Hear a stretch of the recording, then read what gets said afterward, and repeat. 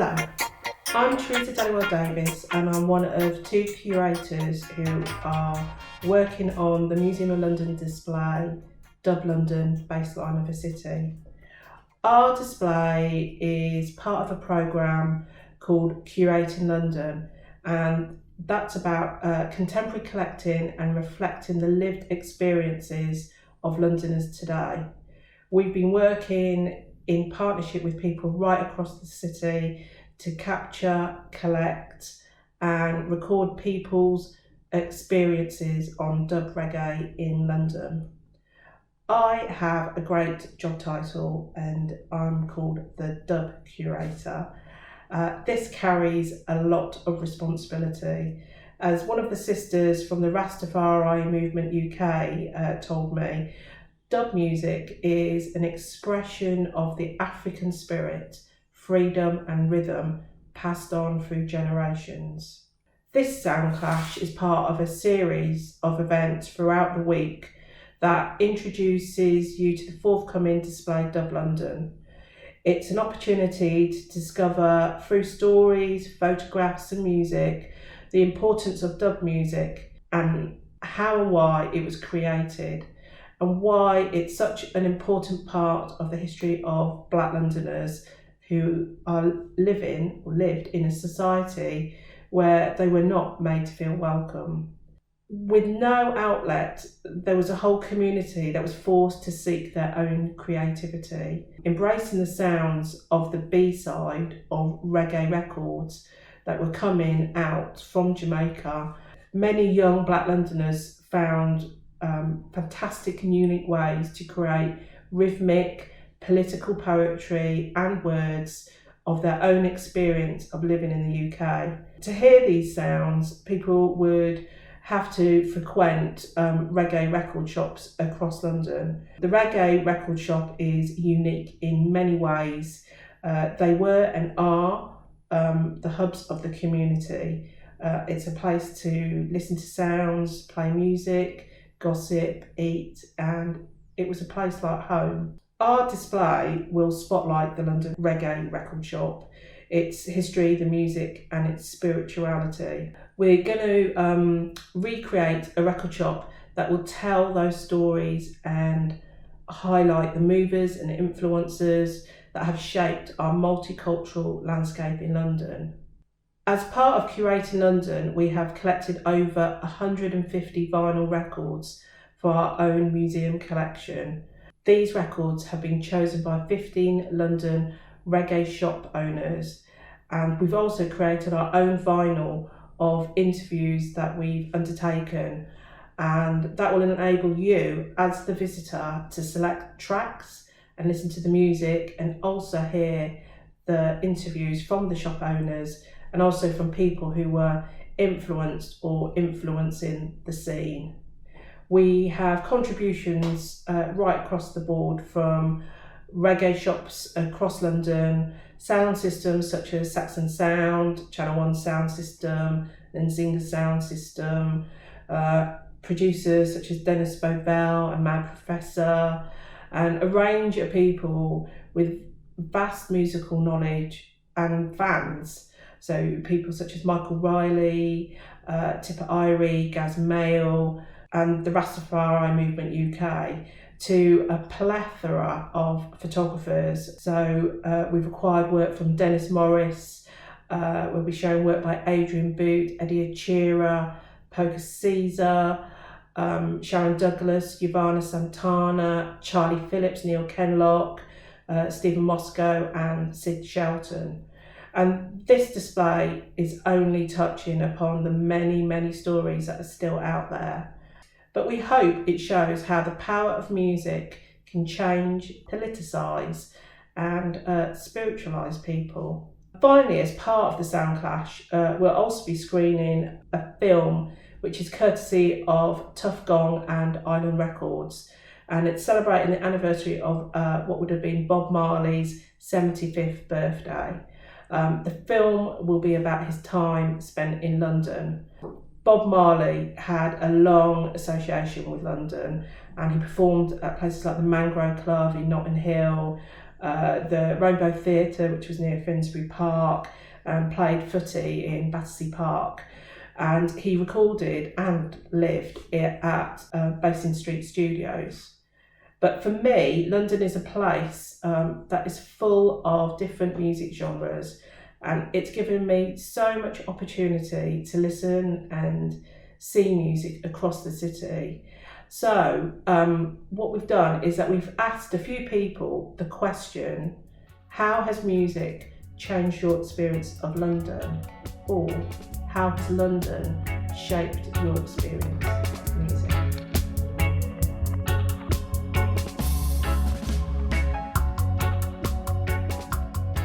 Hello, this is Dubplate Pearl for Dub London and the Museum of London. Living in London and surrounded by music all my life has shaped my experience of London in a great, positive and passionate way. Being exposed to all genres, going to parties, clubs, concerts, shows, and in particular the Notting Hill Carnival, which I've been attending since the early 70s with my parents and still attend. I've only missed a couple of years, all these years, but that's the highlight of my life in London. Once a year, it's a highlight. But talking about concerts, I also went to see Bob Marley in 1980-81 at the Hampstead Odeon, and that was another experience. But being in London, being able to buy music in various places in and around, shops in and around London, having the opportunity now to play my music as well, it's a delight. And as I said, when you're in London, you're spoilt for choice. But as a famous writer once said, when a man is tired of London, he is tired of life. Well, I can never be tired of life. Life and music is all about me. London has sustained me musically for over 50 years now. Even in the short interludes when I haven't actually lived here, I've returned to feed off its musical dynamism and diversity.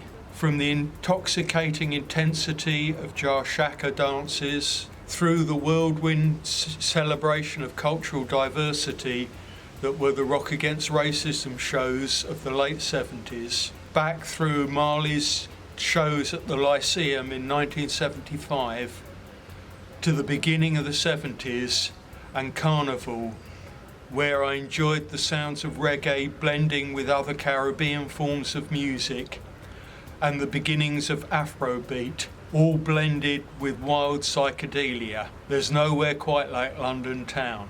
Where else, apart from maybe in Jamaica, could you find yourself listening to U-Roy live in a small, local, intimate venue? Or playing out to the great Johnny Clark? Or rubbing shoulders with someone who used to play football with Bob every Sunday morning in Battersea Park? Big up the Wolfman. Big up the smoke. Hi, my name is Daniel, also known as Danny Ras, and just to let you know the way music has influenced my life in London, or vice versa, is the fact that as a Rasta and a young black man growing up, music was a bit of solidarity for me. For example, going to reggae concerts and seeing other Rasta people and other black people all under one roof was a strength, especially growing up in like Kent, where it wasn't so predominant to see even 10 to 20 black people together. So yeah, it kind of brought some solidarity, and then there's certain artists over the years that has made us become more accepted around the world and in London. For example, Bob Marley. If people didn't know much about Rasta, they knew about Bob Marley, so that was kind of a way of kind of getting accepted into the world and more recognised, so to speak, so people could know exactly who you are when they saw you. So yeah, it's affected my life in a big way, to be honest with you, and it still does each and every day, to be honest. So yeah, reggae music, London, all linked. Bless. Hello, my name is Juanita Elka. I'm a singer and songwriter based here in London.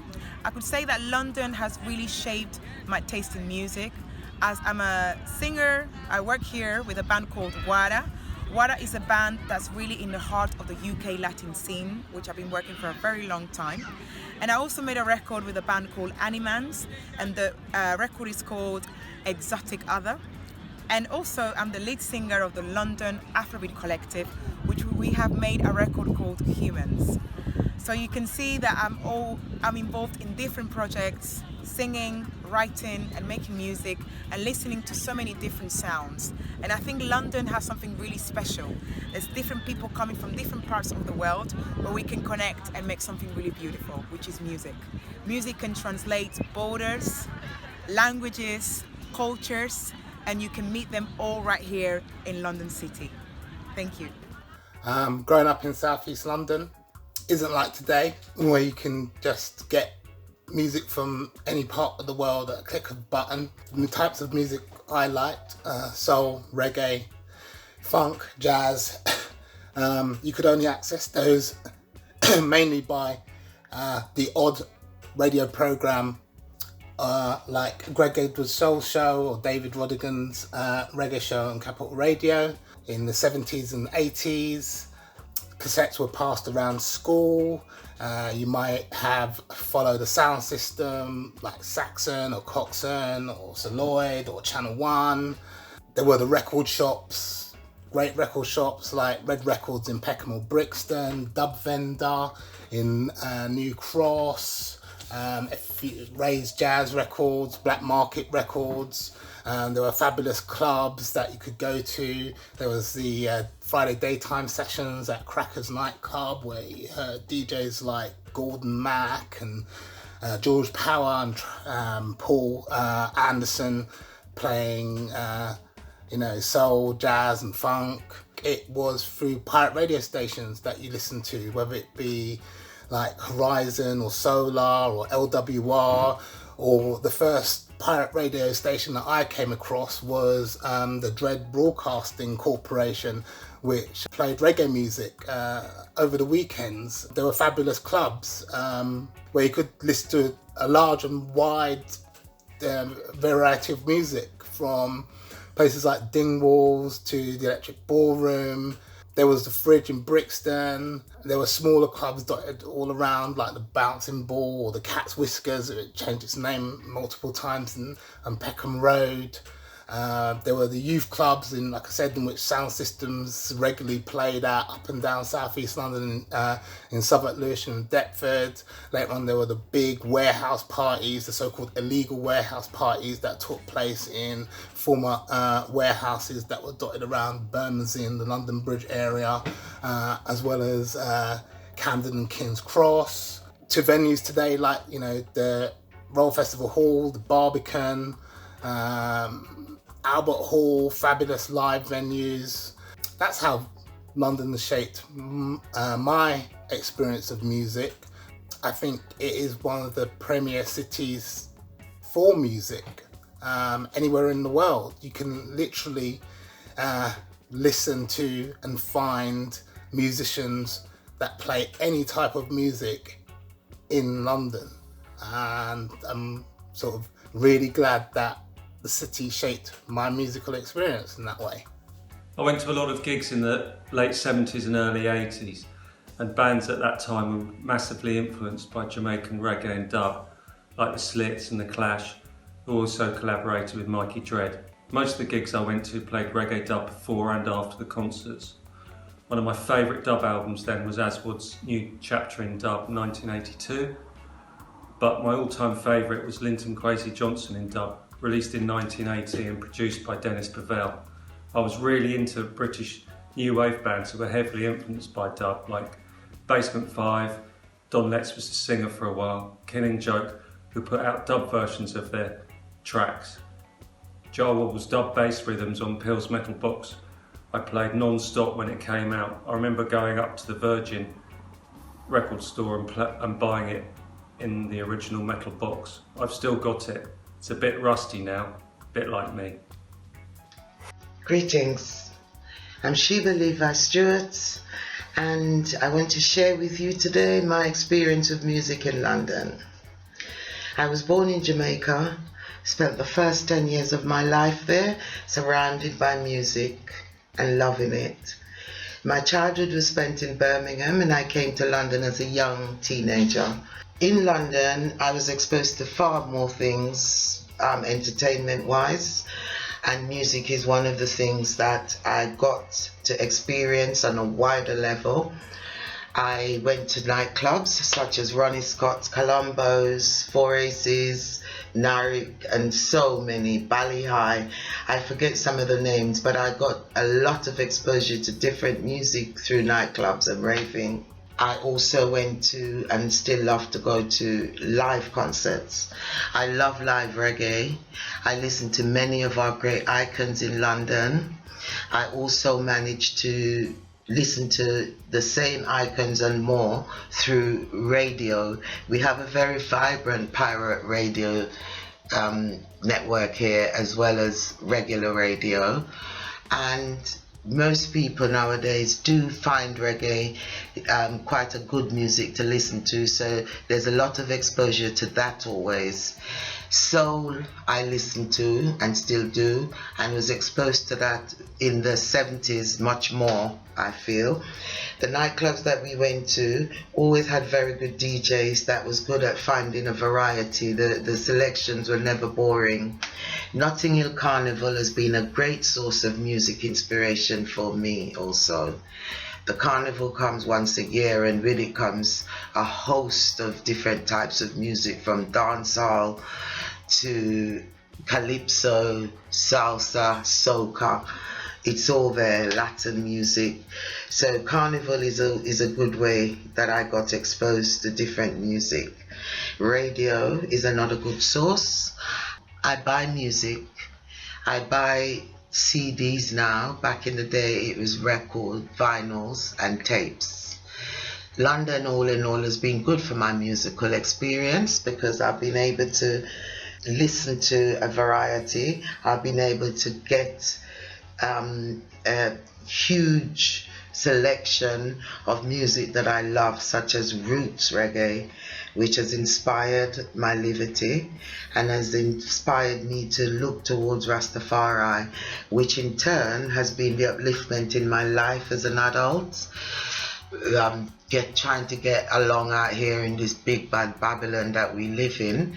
My liberty of Rastafari has been my saving grace, really, and music has played a big part in that.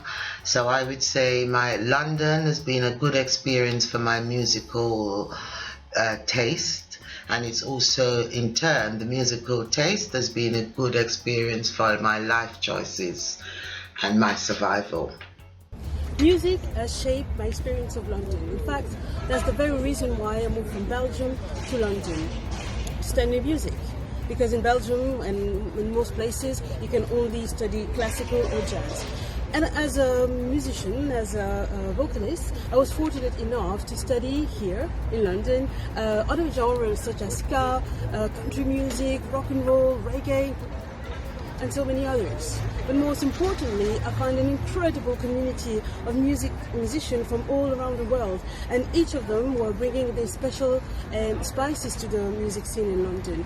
The same way, more than 50 years ago, the people from Jamaica, Caribbeans, brought their own spice to the music scene in London. Just to give you an example, I was fortunate enough to see on stage, a jazz musician playing along with traditional Chinese and a sitar player from India. So my name's Griff Davis. I work as an artist and also as a host at the Museum of London. And growing up in London, my experience of music in the city was shaped throughout the 1980s.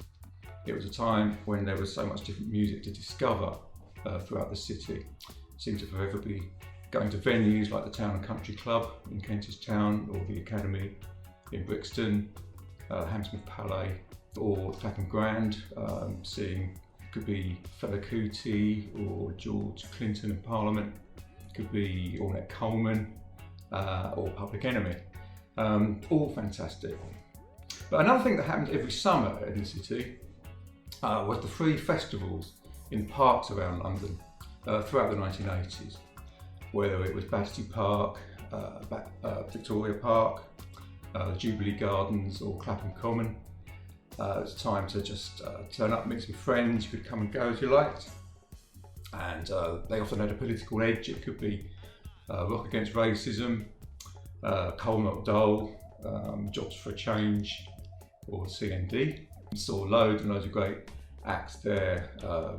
Miss June Roots, as was Benjamin Zephaniah, Smiley Culture, and also more rocky acts like The Damned, Sphere of Destiny, of a Fall. When the GLC was abolished, there was also things like the UK Sunsplash on Clapham Common in the late 80s. I think there were about 300,000 people turned up for that one. Dennis Brown, Freddie McGregor, fantastic. As I remember, there were two things you could always guarantee about those three summer festivals. One was that at some point Billy Bragg would be playing, and the other one was that the sun was always shining. Well, I may be wrong about one of those. Hi, I'm Sister Stella. I was born in Lewisham, South East London, grew up in South East London, and my musical experience has been shaped by, I would say, my mum coming here from Barbados in the 50s, from a really staunch Christian mixed heritage, Scottish and African background, very churchical stroke calypsonian, and my dad from Guyana, his influences have been civil rights orientated, African infused taste for music.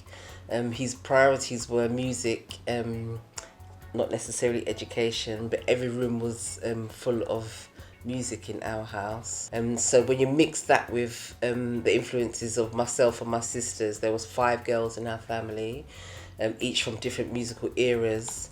You can imagine the type of house parties that we had in our time.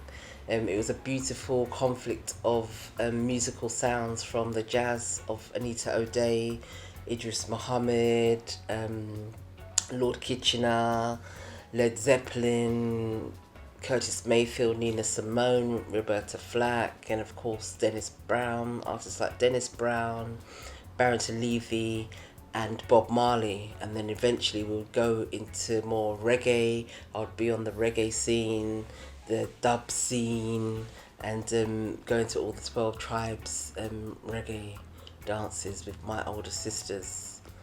And so we listened to our music connectedly. We listened to all the social commentaries. It was very transformative. It was very humanistic for me, listening to the music and learning through the music. I learned about social injustice. I learned about inequalities, class, poverty, mental health, black power, homelessness, suicide, just life in general. I learned from the music growing up in London, different musical experiences. I used to go to Dingwalls in Camden to hear my jazz music. I used to go to Just Shaka to get my dub intake. And my dad's idea was to learn through music in a way that didn't impose, but maintained my African culture and dignity as a human being. And so these were songs of my social imagination, but they were also what I would call reality songs. Hi, I'm Sally Ann. I was born in the early 80s. I grew up in Deptford, South East London, with my 3 little brothers, my mum, my dad, and our neighbour, Lazelle. Laz was just, family. I never knew anything different. We did absolutely everything with him. He picked me up from school on his bike. He came on holidays to our caravan in Clacton. He played so many different instruments. Like, there's one of his flutes, that's one of his guitars. He used to play the saxophone under the arches in the estate. He taught me how to cook. He taught us all how to cook. He taught us how to season food and herbs and, what was good for you, natural ingredients, living, with nature. And I was a vegetarian by the age of 6. I put aloe vera on my knee if I cut myself. I grew an avocado tree. I've got so many great memories. One memory I've got is driving to Piccadilly, having something to eat, walking through Chocadero, and then we drove towards Marble Arch looking for the house that he partied with Bob Marley in, and we drove up and down these roads looking for this house, and the row of houses were white and some of them had like pillars in front of them.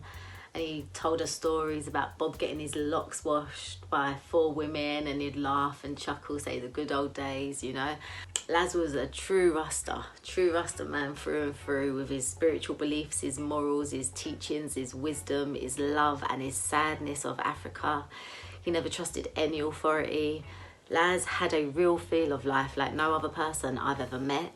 He believed in unity and love, much the same message that comes across in Bob's songs. I couldn't wait to get to Jamaica, and when I finally did, I'd done all the tours and I went to the Bob Marley house in Kingston, and I walked in one of the rooms and there was a picture of Laz. I was, you know, quite taken back. I phoned him and told him, and he was like, oh wow. And then he told me he had a house on Hope Road a little bit further down, and he worked at the end in a telephone switchboard at the end of Hope Road.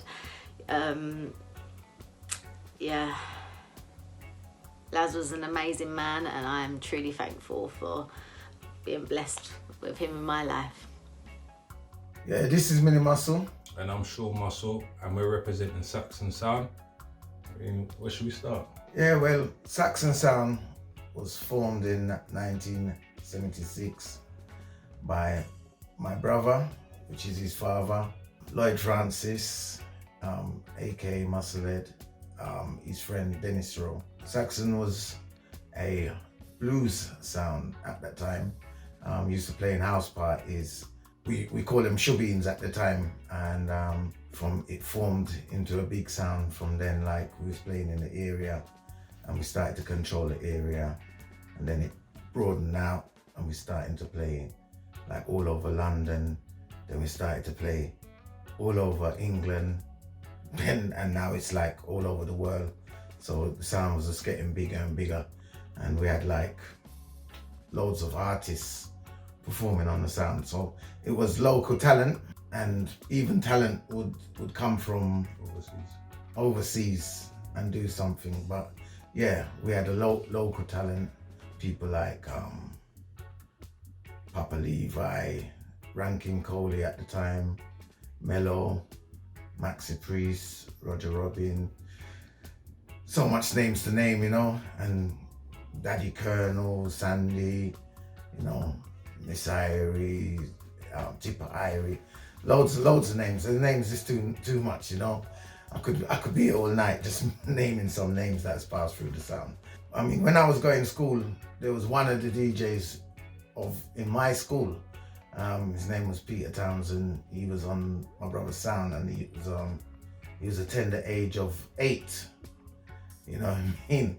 And I used to ask him, what went on last night, you know? And he used to say, yeah, the dance was wicked, you know? And we was going in primary school, and he was one of the main mic man on the sound.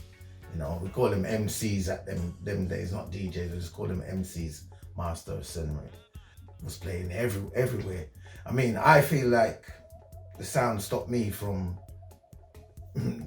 going in the wrong path, you know, because I feel like if it wasn't for Saxon, I could have ended up doing something else. I could have been doing some crime or something, but my mind was focused on this sound because I watched my brother play the sound and I wanted to be like him, you know what I mean? Entertain and please the people. What I saw him used to do, like, my hairs used to stand up on my skin, you know what I mean? Like when the crowd used to rail up when he puts a tune on and he has to lift it up. Yeah, and now we have the new generation, which is his son. Yeah, me and Alan Brando. Well, my journey started from primary school days. I was about 5 years old. My dad had me packing the sound van, because those days you would have to bring your sound system to the venue. So my dad used to have the lorry. We used to pack the sound. Obviously I was too young to go to the dances. But yeah, after the dances I used to unpack the sound and listen to the tapes, and just like my dream was to actually, when I grow up, I want to be a part of the sound and play the sound. Well, I was a part of the sound because You know, sound system, it involves a DJ. You've got the guy that talks on the mic, the MC, the van driver, the engineer. So the sound system it was like a family, and I was a box boy at that time. Growing up now, I moved from, you know, packing the sound to then going to carnival and stuff and being behind the sound system and pressing the little sound effects. You know, still having that in my head that when I grow up, I want to be like my father. And today, you know, I'm one of the main faces of Saxon alongside Alan Brando. And, you know, we're still providing for the people, entertaining the people. We're still traveling, you know, it's what we love doing, entertaining the people. So on that note, go and check out Saxon's Facebook, check us out on the socials, Instagram. Also go check out Mixing Generations. Go on their Instagram, you'll see a lot of the old Saxon DJs, the history behind it, you know, so yeah man, follow us. There's a lot of history, you know? Yeah.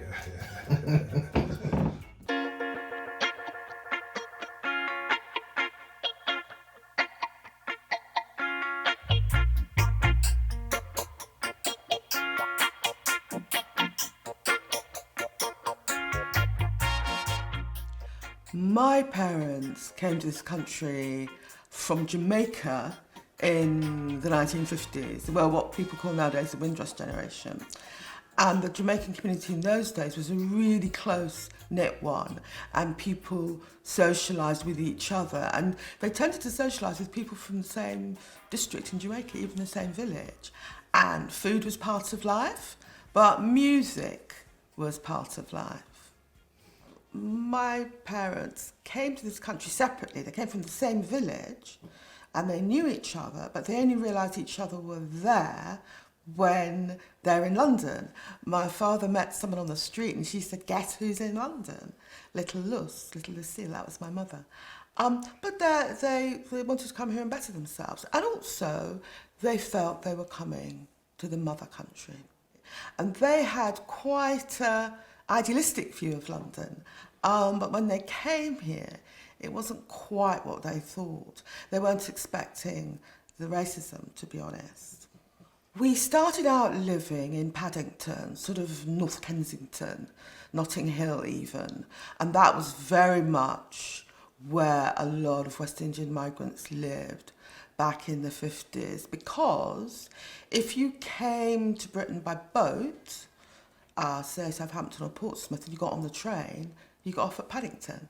And so the nearest place where there was affordable housing were places like Notting Hill and North Paddington. We moved out of North Paddington when I was about 4, and we went to live in Harrow. My father was quite intrepid, a bit like me, I suppose. And for black people living in North Paddington in those days, Harrow was the end of the known world, and his friends couldn't understand what he was doing. And if I saw a black person on the street, I'd run home and tell my mother. So yeah, I was brought up in suburbia. But we would come back to North Paddington every weekend to see friends, to see family, to shop, because you couldn't get West Indian food out in Harrow. And also because we still owned a house there, we would come and collect our rent. So although I was living in genteel suburbia, I had one foot in the West Indian parts of North Paddington and North Kent. As a child, music was very much part of my life. My parents had what they called a radiogram. All West Indians I knew had a radiogram, which was, you know, how you could play your music and listen to it. And it had quite big speakers, and it was often in pride of place in your sitting room, a radiogram. And there was a make, I remember, a blue spot radiogram, which was particularly prized. But the music they listened to, my mother liked Harry Belafonte very much. People like Calypso, and also ska was a big thing in the 60s. Ska and rocksteady. But Bob Marley was a revelation. He really was a revelation. It was just quite different from the calypso and the ska that people were used to, but it was still very, very Jamaican. Well, I think the thing about Bob Marley compared to some of the Jamaican and black artists that came after him was that his music always carried a message. It could be a message of peace, it could be a message of just self-respect. You know, he had one song, I think, Get Up, Stand Up. All his songs had an important message, and I think that comes from his Rastafarian background, and I think a lot of his music reflected the teachings of Rastafarianism, both the cultural pride and also the spiritualness. I think one of the important things about Rastafarianism was they had in Haile Selassie a leader who was alive. But even more important, they had a black leader. He was a king and he was their leader. And they were living in societies, even Jamaica before independence, where black people were not in power. So the idea that you had a leader who was black, who was a king, very, very important in terms of self-empowerment and people feeling strong. I think with Bob Marley's music, it's easy just to enjoy the music, and people still do. The reason we know that he's such a great musician is people still enjoy the music decades later. But I think Bob Marley's music, some of the songs and some of the themes, an album like Exodus and so on, which I think is one of his earliest best-selling albums. Some of his music and the themes of his music, give you a way into aspects of British and colonial history, which is really quite important. I mean, my mother came here and she met my father and they married and they settled down. And initially she was a pupil nurse. Nobody could have expected that I would grow up, go to university. My mother had left school, I think, at 14. My father left school at the same age. So no one would expect I would have, gone to university at all, because no one in my family that I knew of had been to university, and no one could have expected that I would become a Member of Parliament. So there's a sense in which I moved far beyond people's expectations for me. And for a long time, as a young woman, people would be astonished. They would be astonished that I was or I had been to Cambridge. They would often ask me to repeat it or prove it in some way. And I remember when I first got selected for Parliament, people would say to me, but why? Why do you want to become an MP? In other words, why does a young black woman want to be an MP? So there was this huge gulf between what people thought black people could do, be nurses, be cleaners or whatever, and what I was doing, going to Cambridge and becoming a Member of Parliament. I remember when I was first elected, which was 87, and I went back to Jamaica that Christmas. I went back to the village where my parents came from, and I went to church on the Sunday. I went to church with two of my uncles, Frederick Russell and Charlie Brown, I think it was. Then at the end of the service, the church elder lady made the announcement. She announced the choir, she announced a Bible reading class, and then she said, and I'm delighted to see that we have in the congregation with us this morning a MP all the way from London in England. So of course the whole, the church was quite amazed.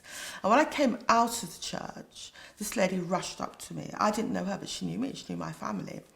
And she was excited and she said, when I hear that a black woman become a MP in England, I was so pleased. But when I hear that a black woman become a MP in England, I know it was someone from Smithville. Smithville was the little village my parents came from. And the thing about those people from rural Jamaica is they believed in themselves.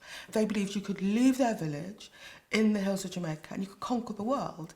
And in a way, I think Bob Marley had a little bit of that. The idea that nothing is impossible, a real belief in themselves and their community. And I think I had that.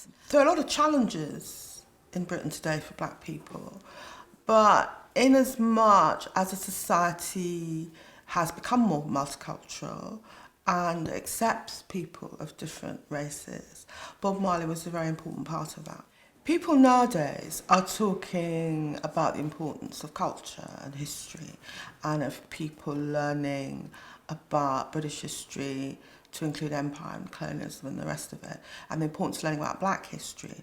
Long before we had that debate, Bob Marley was introducing aspects of black life and black history into popular music in a way that you'd not heard it before. So Get Up, Stand Up, Buffalo Soldier, you know, he incorporated this kind of learning about our culture and our past into his music, and that was very important. Although a lot has changed since he was last in London, he would absolutely get Black Lives Matter, because one of the themes of Bob Marley's music, even if he didn't use that phrase, was that black lives and black history and black experiences matter. So one thing he would completely get is the young people demonstrating and saying Black Lives Matter. Well, I think if Bob Marley was alive today, I imagine he would be amazed at how much it's changed. Because London, the city which is always changing and always reinventing itself, and even Notting Hill, which Bob Marley would have known, it's now incredibly gentrified. You have all these posh shops and places like that where before you'd have had clubs and people living in houses in multiple occupation.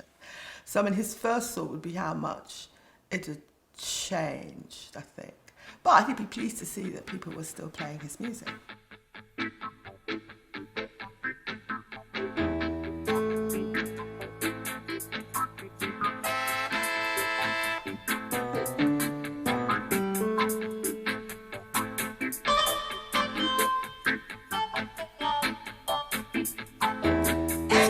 I'm what you call first generation British born black, which kind of rolls off the tongue now, but in the early 70s it was a really confusing concept, trust me. We knew what we sounded like because along with their hopes and their dreams, my parents had also brought their precious record collections. But there was no visual accompaniment other than sort of colonial images that you see on postcards of men riding donkeys on a beach or limbo dancing. And that all changed with the advent of two things: Bob Marley and A Harder They Come. My parents came over as part of the Windrush generation, and when they came to this country, I guess what they brought was flavour. They brought sunshine, they brought style, and they brought music. Because over here, I mean, the people looked like they were extras from Coronation Street, and I'm talking about the black and white version. They'd be grooving to something like Greensleeves. And, you know, my parents had been brought over to help rebuild the country after the Second World War. And unfortunately, they weren't treated too well. That's putting it mildly. They were strangers in a strange land. And what they did to try and assimilate, some of them, was to try and anglicise themselves, which, you know, my mob growing up as first generation British born blacks saw that was never going to work. My parents were getting screwed, to be quite honest. And so we had to sort of re-educate ourselves. And that really happened through the music that we were listening to. And that was typified by Bob Marley. My parents grew up in Jamaica under colonialism. I mean, from their perspective, things felt okay because they weren't that worldly. It was only when they came to England and were treated really badly. I mean, people remember things like, you know, when they're trying to find homes, there were signs: no dogs, no blacks, no Irish. And there was also politicians of the time trying to play on the fears of the older generation in time-honoured tradition. You know, growing up in Brixton in the 60s and the early 70s, I mean, left to our own devices, people worked things out.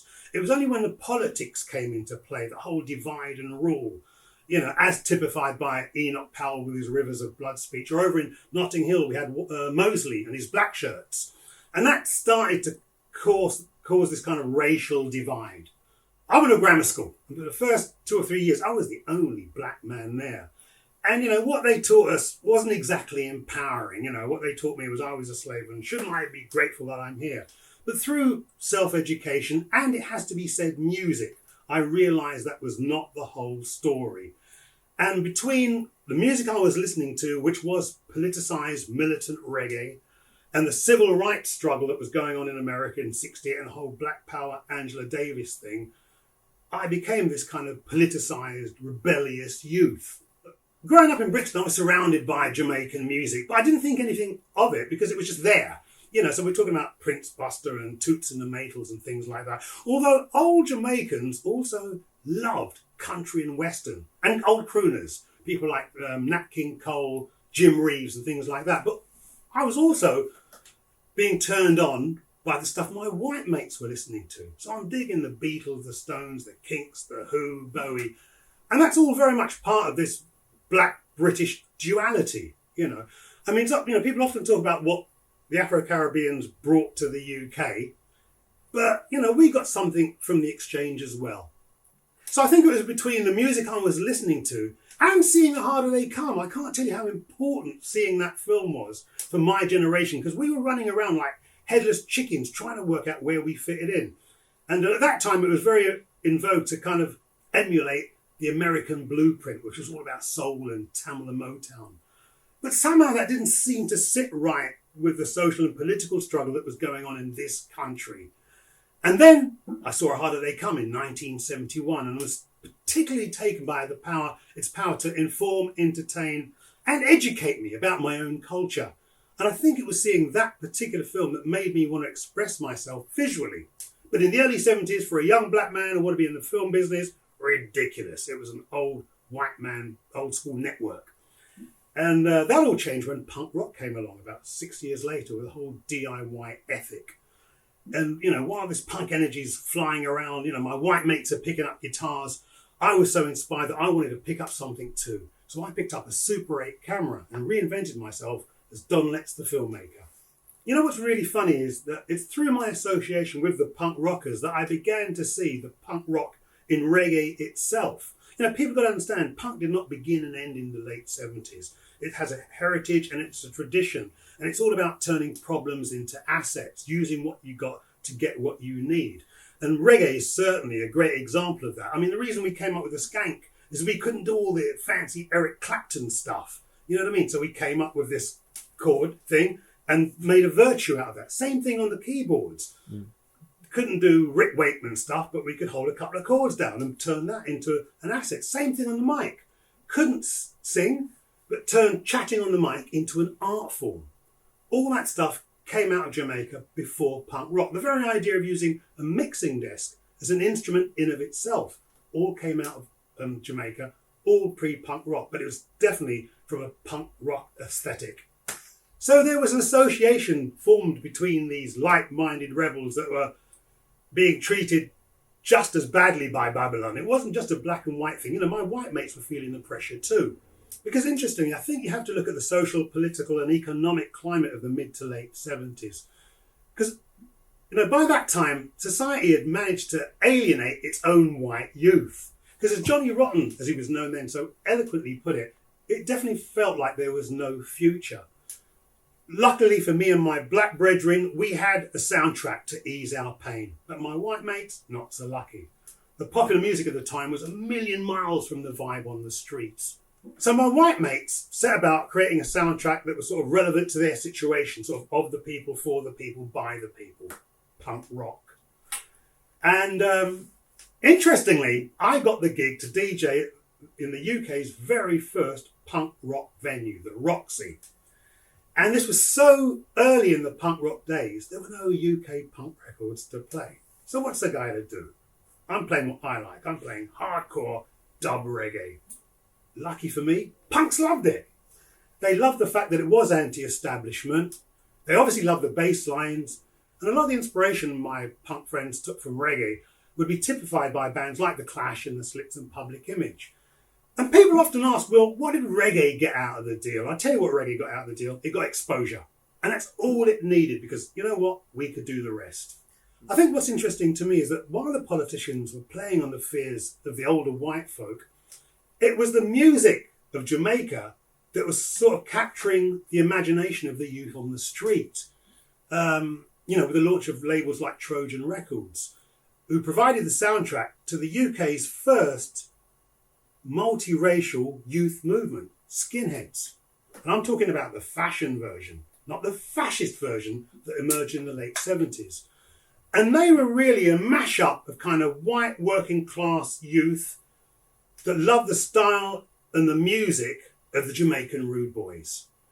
And, you know, we were going to school together. We were running on the streets together. We were going to clubs together. And it was a beautiful thing to see how culture kind of genuinely brought these different groups together. And also, you know, it has to be said, sort of, you know, the Trojan catalogue sowed the seeds for the UK's love affair with Jamaican music.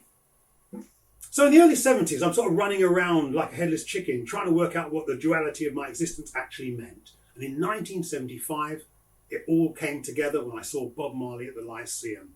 Because I walked out of that gig a changed man, empowered, inspired. And I think the thing that really struck me, you know, when he was on stage, is he was a man that was doing things on his own terms. He wasn't anglicising himself. He wasn't straightening his hair like the black Americans. It was about who he was and where he was coming from. And it seemed to me that you could only really go forward once you knew that. I mean, that Lyceum gig is probably the closest I've ever come to a religious experience in my life. I mean, I remember almost, and forgive me, Caucasian brothers, almost stepping over my white brothers trying to get to the front. And it was so packed that, you know, you were actually being lifted off the ground because, you know, you were so tight in the crowd. And then I remember thinking, you know, why is it raining? It felt like it was raining, and you realise it was so hot in there. Sweat was pouring off the roof and dripping onto the people. It was amazing. And after the gig, I was so kind of taken by the whole thing. I don't know what possessed me, because I did feel possessed. But I got in my car and followed Bob Marley's coach back to his hotel in Harrington Gardens and blagged my way in with the rest of the musicians and the UK Rastas who had all come to pay respect to the great man. And I basically manoeuvred myself into his living room, where he was sort of holding court in the middle of the room, surrounded by the musicians and all the UK dreads, all wanting to kind of smoke and reason with him. Reasoning is like talk. And I remember one time I'm thinking, okay, I've got to get a picture with my hero. So I go around to Harrington Gardens with a Polaroid camera, kind of novel back in the day. And I took a picture of Just Bob. Came out, and it's like 30 seconds, pictures there. And the musicians were like, blood clot, instant picture. It was like, you know, voodoo to them. They'd never seen a Polaroid. So all of a sudden, everybody wants a picture with Bob. 10 pictures down, all the musicians have got a picture with Bob. I ain't got a picture. Oh man, what am I going to do? Run around the corner, get another packet of Polaroid film. Another bunch of people have come in. They all want a picture of Bob. Another packet of film, gone. Eventually, after a third trip to the shop, I got my treasured picture of me and Bob Marley. I mean, on reflection, I think Bob took a shine to me because I was kind of, I was a man about town. And by this time, I was running a shop on the Kings Road, Chelsea called Acme Attractions. And he'd come to find me to get what he needed. And he could see that I wasn't the typical dread. I was already on my way to becoming the rebel dread because I'm down with the punks. I'm wearing my punk rock gear. In fact, the last time I saw Bob, we had an argument about punk rock. I'd gone round to, where was he staying then? Oakley Street in Chelsea. He owed me some money. Surprise, surprise. And I'd gone round there wearing bondage trousers. And I guess Bob had been reading the tabloid press, which had been painting a very negative idea of what punk was about. To them it was all about gobbing and nihilism and all this and negativity, which it was never about. It was about empowerment, individuality, freedom. Anyway, Bob looks at me in my bondage trousers. He's like, Don Letts, we are dealing with you. Look like one of them nasty blood clot. I'll do it in English. Don Letts, you look like a nasty punk rocker. Like I said, he'd been reading the tabloids. And I took offence to this. I'm like, Bob, hold on a second. You're talking about people that are my friends. They're not crazy ball heads. They're like-minded rebels, and there's something going on there. Check it out. And he's like, show it up. He said, yeah, right. And basically told me to bugger off. And I left with my tail between my legs. 3 months later, a somewhat better informed Bob wrote the song Punky Reggae Party. So I always figured I got the last laugh. I think Bob was really surprised by how much impact Jamaican music had made when he went to the carnival. Because, in those days, we're talking hundreds of sound systems. Not like today, we've got 40. And it was all about the Afro-Caribbean. It wasn't the multicultural thing it's become now.